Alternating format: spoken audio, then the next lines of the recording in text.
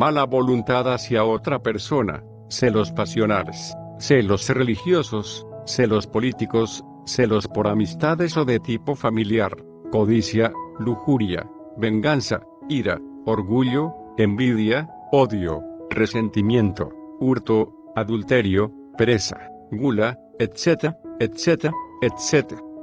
Realmente son tantos los defectos psicológicos que tenemos, que aunque tuviéramos paladar de acero y 1000 lenguas para hablar, no alcanzaríamos a enumerarlos cabalmente. Como secuencia o corolario de lo antes dicho, resulta descabellado identificarnos con los pensamientos negativos. Como quiera que no es posible que exista efecto sin causa, afirmamos solemnemente que nunca podría existir un pensamiento por sí mismo, por generación espontánea. La relación entre pensador y pensamiento es ostensible, cada pensamiento negativo tiene su origen en un pensador diferente. En cada uno de nosotros existen tantos pensadores negativos, cuantos pensamientos de la misma índole. Mirada esta cuestión desde el ángulo pluralizado de pensadores y pensamientos, sucede que cada uno de los yoes que cargamos en nuestra psiquis, es ciertamente un pensador diferente. Incuestionablemente dentro de cada uno de nos, existen demasiados pensadores. Sin embargo, cada uno de estos, a pesar de ser tan solo parte, se cree el todo, en un momento dado. Los mitómanos, los ególatras, los narcisistas, los paranoicos, nunca aceptarían la tesis de la pluralidad de pensadores porque se quieren demasiado a sí mismos, se sienten el papá de Tarzán o la mamá de los pollitos. ¿Cómo podrían tales gentes anormales aceptar la idea de que no poseen una mente individual, genial, maravillosa? Sin embargo, tales sabiondos piensan de sí mismos lo mejor y hasta se visten con la túnica de Aristipo para demostrar sabiduría y humildad. Cuenta por ahí la leyenda de los siglos que Aristipo, queriendo demostrar sabiduría y humildad, se vistió con una vieja túnica llena de remiendos y agujeros, empuñó con la diestra el bastón de la filosofía y se fue por las calles de Atenas. Dicen que cuando Sócrates le vio venir, exclamó con gran voz: «Oh Aristipo, se ve tu vanidad a través de los agujeros de tu vestidura». Quien no vive siempre en estado de alerta novedad, alerta percepción, pensando que está pensando, se identifica fácilmente con cualquier pensamiento negativo. De resultas de esto, fortalece lamentablemente el poder siniestro del yo negativo, autor del correspondiente pensamiento en cuestión. Cuanto más nos identificamos con un pensamiento negativo, tanto más esclavos seremos del correspondiente yo que le caracteriza. Con respecto a la gnosis, al camino secreto, al trabajo sobre sí mismo, nuestras tentaciones particulares se encuentran precisamente en los yoes que odian la gnosis, el trabajo esotérico, porque no ignoran que su existencia dentro de nuestra psiquis está mortalmente amenazada por la gnosis y por el trabajo. Esos yoes negativos y pendencieros se apoderan fácilmente de ciertos rollos mentales almacenados en nuestro centro intelectual y originan secuencialmente corrientes mentales nocivas y perjudiciales. Si aceptamos esos pensamientos, esos yoes negativos que en un momento dado controlan nuestro centro intelectual, seremos entonces incapaces de librarnos de sus resultados. Jamás debemos olvidar que todo yo negativo se autoengaña. Y engaña. Conclusión, miente. Cada vez que sentimos una súbita pérdida de fuerza, cuando el aspirante se desilusiona de la gnosis, del trabajo esotérico, cuando pierde el entusiasmo y abandona lo mejor, es obvio que ha sido engañado por algún yo negativo. El yo negativo del adulterio aniquila los nobles hogares y hace desgraciados a los hijos. El yo negativo de los celos engaña a los seres que se adoran y destruye la dicha de los mismos. El yo negativo del orgullo místico engaña a los devotos del camino y estos, sintiéndose sabios, aborrecen a su maestro o le traicionan. El yo negativo apela a nuestras experiencias personales, a nuestros recuerdos, a nuestros mejores anhelos, a nuestra sinceridad, y, mediante una rigurosa selección de todo esto, presenta algo en una falsa luz, algo que fascina y viene el fracaso. Sin embargo, cuando uno descubre el yo en acción, Cuando ha aprendido a vivir en estado de alerta, tal engaño se hace imposible. Capítulo 15. La individualidad. Creerse uno, ciertamente es una broma de muy mal gusto. Desafortunadamente esta vana ilusión existe dentro de cada uno de nosotros. Lamentablemente siempre pensamos de nosotros mismos lo mejor, jamás se nos ocurre comprender que ni siquiera poseemos individualidad verdadera. Lo peor del caso es que hasta nos damos el lujo falso de suponer que cada uno de nosotros goza de plena conciencia y voluntad propia. Pobres de nosotros. Cuán necios somos. No hay duda de que la ignorancia es la peor de las desgracias. Dentro de cada uno de nosotros existen muchos miles de individuos diferentes, sujetos distintos, yoes o gentes que riñen entre sí, que se pelean por la supremacía y que no tienen orden o concordancia alguna. Si fuéramos conscientes, si despertáramos de tantos sueños y fantasías, cuán distinta sería la vida.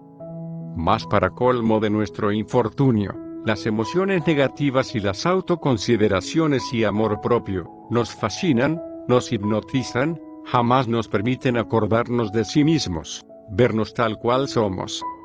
Creemos tener una sola voluntad cuando en realidad poseemos muchas voluntades diferentes. Cada yo tiene la suya. La tragicomedia de toda esta multiplicidad interior resulta pavorosa, las diferentes voluntades interiores chocan entre sí, viven en conflicto continuo, actúan en diferentes direcciones. Si tuviéramos verdadera individualidad, si poseyéramos una unidad en vez de una multiplicidad, tendríamos también continuidad de propósitos, conciencia despierta, voluntad particular, individual. Cambiar es lo indicado, sin embargo debemos empezar por ser sinceros con nosotros mismos.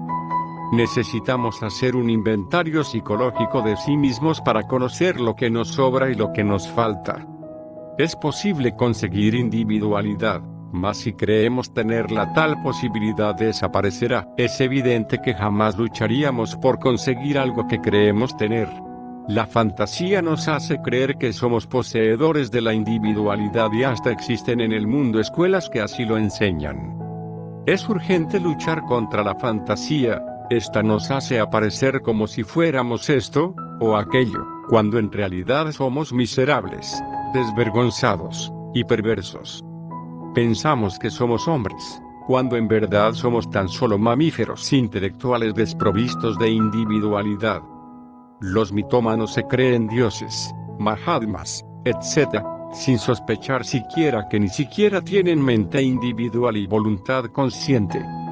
Los ególatras adoran tanto a su querido ego, que nunca aceptarían la idea de la multiplicidad de egos dentro de sí mismos. Los paranoicos, con todo el orgullo clásico que les caracteriza, ni siquiera leerán este libro.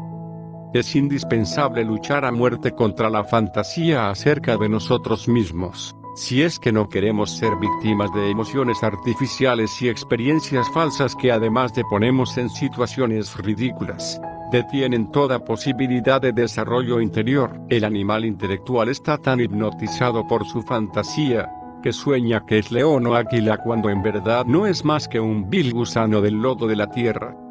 El mitómano jamás aceptaría estas afirmaciones renglones arriba hechas. Obviamente él se siente archihierofante digan lo que digan, sin sospechar que la fantasía es meramente nada sino fantasía. La fantasía es una fuerza real que actúa universalmente sobre la humanidad y que mantiene al humanoide intelectual en estado de sueño, haciéndole creer que ya es un hombre, que posee verdadera individualidad, voluntad, conciencia despierta, mente particular, etc., etc., etc. Cuando pensamos que somos uno, no podemos movernos de donde estamos en sí mismos, permanecemos estancados y por último degeneramos, involucionamos. Cada uno de nosotros se encuentra en determinada etapa psicológica y no podremos salir de la misma, a menos que descubramos directamente a todas esas personas o yoes que viven dentro de nuestra persona. Es claro que mediante la autoobservación íntima podremos ver a las gentes que viven en nuestra psiquis y que necesitamos eliminar para lograr la transformación radical. Esta percepción, esta autoobservación, cambia fundamentalmente todos los conceptos equivocados que sobre sí mismos teníamos y como resultado evidenciamos el hecho concreto de que no poseemos verdadera individualidad. Mientras no nos autoobservemos, viviremos en la ilusión de que somos uno y en consecuencia nuestra vida será equivocada. No es posible relacionarnos correctamente con nuestros semejantes mientras no se realice un cambio interior en el fondo de nuestra psiquis.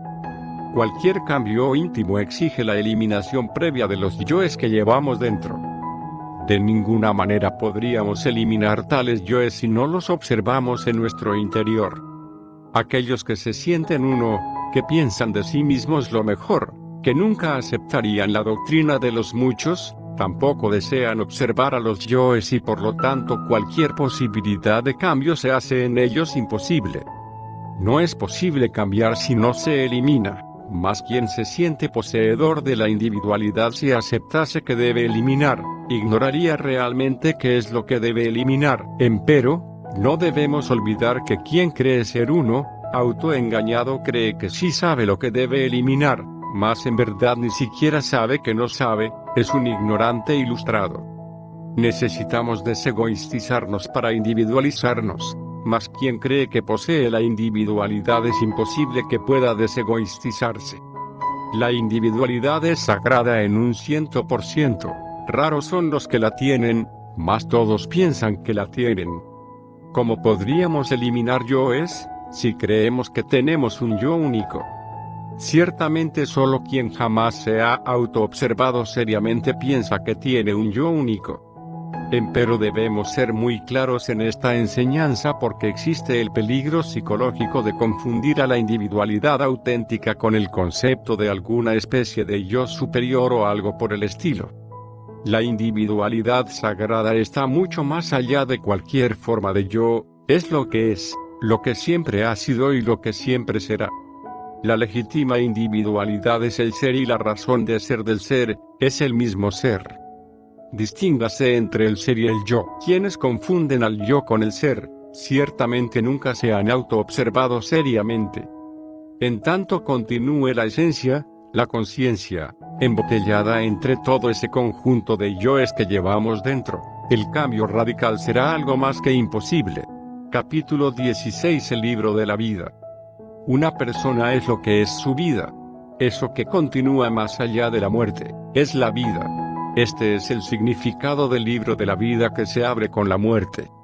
Mirada esta cuestión desde un punto de vista estrictamente psicológico, un día cualquiera de nuestra vida, es realmente una pequeña réplica de la totalidad de la vida. De todo esto podemos inferir lo siguiente: si un hombre no trabaja sobre sí mismo hoy, no cambiará nunca. Cuando se afirma que se quiere trabajar sobre sí mismo, y no se trabaja hoy aplazando para mañana, tal afirmación será un simple proyecto y nada más, porque en el hoy está la réplica de toda nuestra vida. Existe por ahí un dicho vulgar que dice: no dejéis para mañana lo que se puede hacer hoy mismo. Si un hombre dice: trabajaré sobre mí mismo mañana, nunca trabajará sobre sí mismo, porque siempre habrá un mañana. Esto es muy similar a cierto aviso, anuncio o letrero que algunos comerciantes ponen en sus tiendas: hoy no fío, mañana sí. Cuando algún necesitado llega a solicitar crédito, topa con el terrible aviso. Y si vuelve al otro día, encuentra otra vez el desdichado anuncio o letrero. Esto es lo que se llama en psicología la enfermedad del mañana. Mientras un hombre diga mañana, nunca cambiará. Necesitamos con urgencia máxima, inaplazable, trabajar sobre sí mismo hoy, no soñar perezosamente en un futuro en una oportunidad extraordinaria. Esos que dicen: voy antes a hacer esto o aquello y luego trabajaré, jamás trabajarán sobre sí mismos. Esos son los moradores de la tierra mencionados en las Sagradas Escrituras. Conocí a un poderoso terrateniente que decía: necesito primero redondearme y luego trabajar sobre mí mismo. Cuando enfermó de muerte le visité, entonces le hice la siguiente pregunta: ¿Todavía queréis redondearte? Lamento de verdad haber perdido el tiempo, me respondió. Días después murió, después de haber reconocido su error. Aquel hombre tenía muchas tierras,